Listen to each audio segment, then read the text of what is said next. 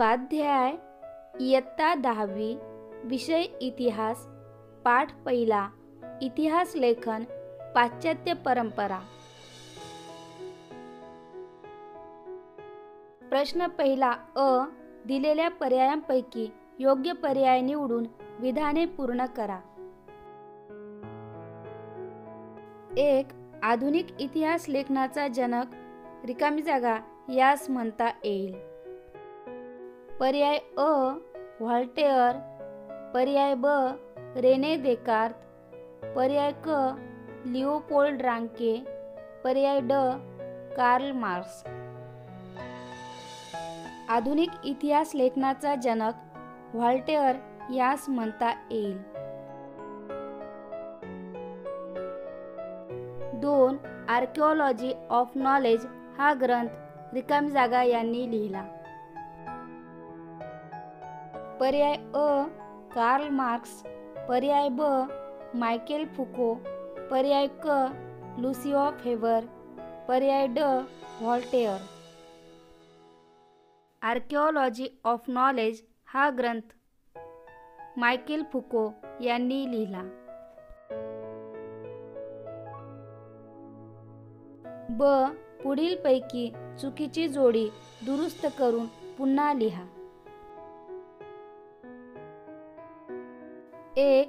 George Wilhelm Friedrich Hegel, reason in history. 2. Leopold von Ranke, the theory and practice of history. 3. Herodotus, the histories. 4. Karl Marx, discourse on the method. क्रमांक 4 Karl Marx, discourse on the method ही जोडी चुकीची आहे। योग्य जोडी Karl Marx, Das capital. प्रश्न दुसरा पुढील संकल्पना स्पष्ट करा। 1. द्वंद्ववाद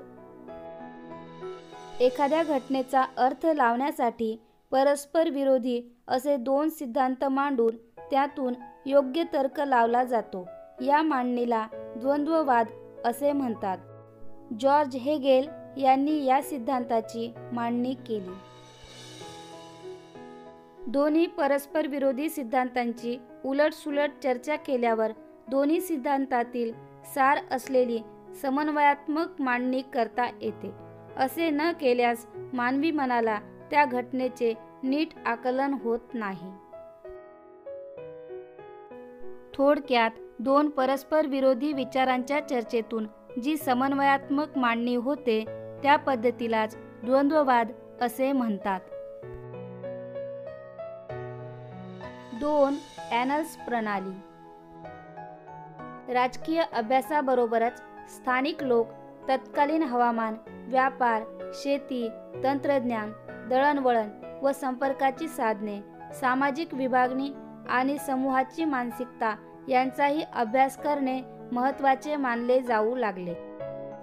या विचार प्रणालीलाच ॲनल्स प्रणाली असे म्हणतात। ॲनल्स म्हणजे वार्षिक इतिवृत्त। घटना ज्या काळात घडली तिचा केवळ राजकीय नव्हे तर तत्कालीन सामाजिक, आर्थिक इत्यादी सर्वांगाने अभ्यास केला पाहिजे असे मानणारी ॲनल्स प्रणाली इतिहासकारांनी प्रथम विकसित केली।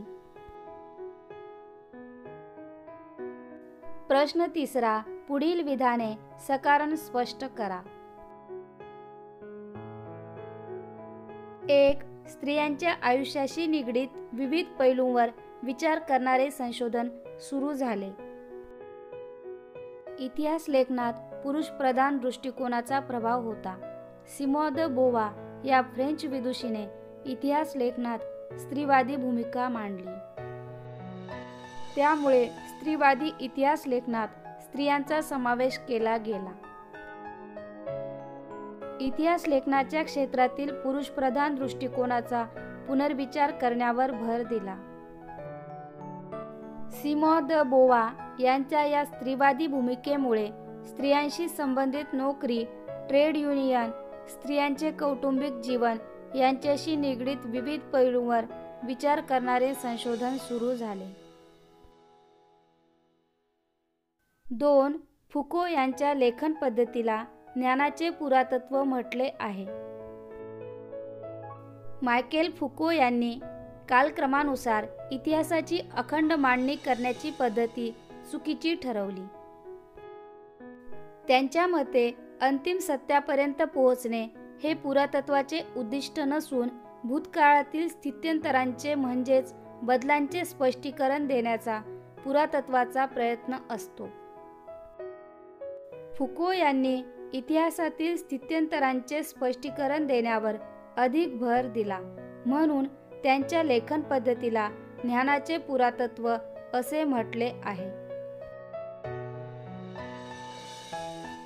प्रश्न 4. पुढील प्रश्नांची 25 ते 30 शब्दात उत्तरे लिहा. 1. इतिहास लेखन म्हणजे काय? इतिहास लेखनात पुढील बाबींचा समावेश होतो. उपलब्ध ऐतिहासिक माहितीचे संकलन आणि विश्लेषण करणे, त्या माहितीची स्थळ व काळ यांच्या संदर्भात माहिती करून घेऊन त्या माहितीच्या संदर्भात योग्य प्रश्नांची मांडणी करणे, उपलब्ध माहितीचे संदर्भ तपासून चिकित्सक संशोधन करणे. या पद्धतीने केलेल्या लेखन पद्धतीला इतिहास लेखन असे म्हणतात. 2. रेने देकार्त यांनी इतिहास लेखनात कोणत्या मताचा आग्रह धरला? फ्रेंच तत्त्वज्ञ रेने देकार्त यांनी इतिहास लेखनात पुढील मताचा आग्रह धरला. एखादी गोष्ट सत्य आहे असे निसंशयरित्या निश्चित होत नाही तोपर्यंत तिचा कदापिही स्वीकार करू नये. एखाद्या समस्येचे विश्लेषण आवश्यक तेवढेच करावे व आधी छोट्या समस्या व नंतर मोठ्या समस्या या क्रमाने विचार मांडावेत. इतिहास लेखनासाठी वापरल्या जाणाऱ्या कागदपत्रांसारख्या ऐतिहासिक साधनांची विश्वासार्हता तपासून घेतली पाहिजे.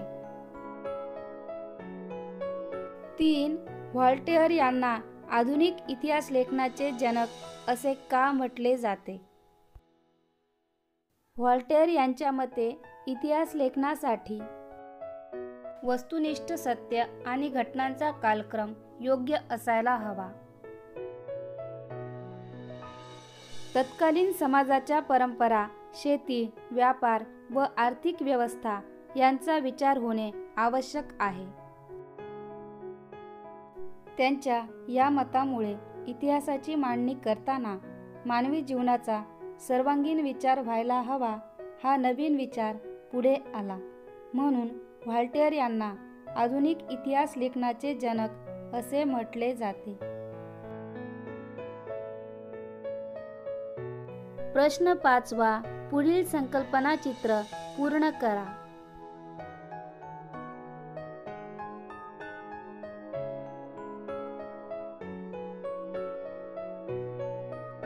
युरोपातील महत्त्वाचे विचारवंत. Rene Descartes, George Wilhelm Friedrich Hegel, Voltaire, Leopold von रांके.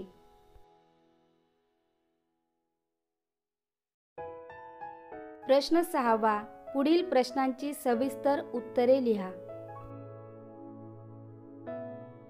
1. Karl Marx यांचा वर्ग सिद्धांत स्पष्ट करा. 19व्या शतकाच्या उत्तरार्धात जर्मनीच्या कार्ल मार्क्स यांनी वर्ग संघर्षाचा सिद्धांत मांडला. त्यांच्या मते इतिहास हा अमूर्त कल्पनांचा नसून जिवंत माणसांचा असतो.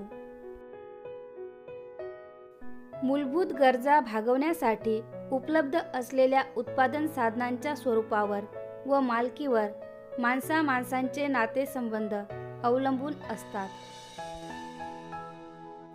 समाजातील सर्व घटकांना ही उत्पादन साधने समप्रमाणात मिळत नाहीत. उत्पादन साधनांच्या या असमान वाटपामुळे समाजाची वर्गावर आधारित विषम विभागणी होऊन वर्ग संघर्ष सुरू होतो.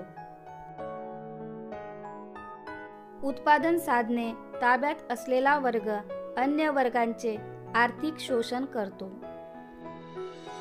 मानवी इतिहास हा अशा वर्ग संघर्षाचा इतिहास आहे. 2. आधुनिक इतिहास लेखन पद्धतीची 4 वैशिष्ट्ये कोणती? आधुनिक इतिहास लेखन पद्धतीची 4 वैशिष्ट्ये. 1. या शास्त्रशुद्ध पद्धतीची सुरुवात योग्य प्रश्नांची मांडणी करण्यापासून होते. 2. हे प्रश्न मानव केंद्रित असून भूतकालीन मानवी समाज संघटकांनी विशिष्ट कालावधीत केलेल्या कृतीसंबंधी असतात. त्या कृतींचा संबंध दैवी घटनांशी वा कथा कहाण्यांशी जोडलेला नसतो.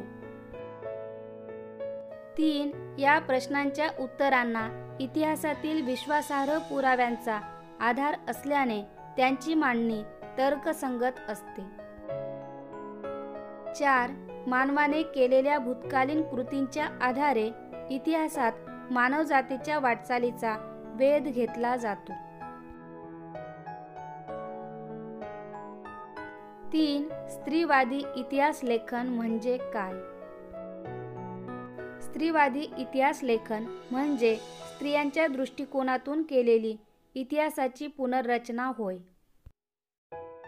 इतिहासाच्या लेखनात पुरुषवादी दृष्टिकोनाचाच प्रभाव अधिक होता, म्हणून त्यावर पुनर्विचार करावा आणि त्यात स्त्रियांचा अंतर्भाव करावा अशी भूमिका फ्रेंच विदुषी सिमॉन द बोवा यांनी मांडली. त्यानंतर स्त्रीवादी इतिहास लेखन हा विचार स्वीकारला गेला. स्त्रियांशी संबंधित नोकऱ्या, रोजगार, ट्रेड युनियन्स, स्त्रियांचे कौटुंबिक जीवन, स्त्री संस्था ह्या सर्वांवर सविस्तर संशोधन सुरू झाले. 1990 नंतर स्त्री हा एक स्वतंत्र सामाजिक वर्ग मानून इतिहास लिहिण्यावर भर दिला जाऊ लागला. या दृष्टिकोनालाच स्त्रीवादी इतिहास लेखन असे म्हणतात. 4. लिओपोल्ड व्हॉन रँके यांचा इतिहासविषयक दृष्टिकोन स्पष्ट करा. लिओपोल्ड व्हॉन रँके यांनी इतिहास लेखन कसे करावे याविषयी मांडलेल्या मतातून त्यांचा इतिहासविषयक दृष्टिकोन स्पष्ट होतो. त्यांच्या मते इतिहासाचे चिकित्सक पद्धतीने संशोधन व्हावे.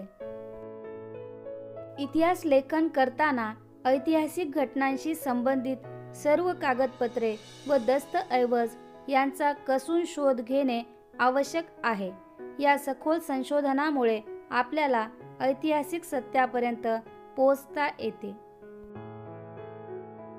इतिहास लेखनात काल्पनिकता नसावी. जागतिक इतिहासाच्या मांडणीवर भर द्यायला हवा.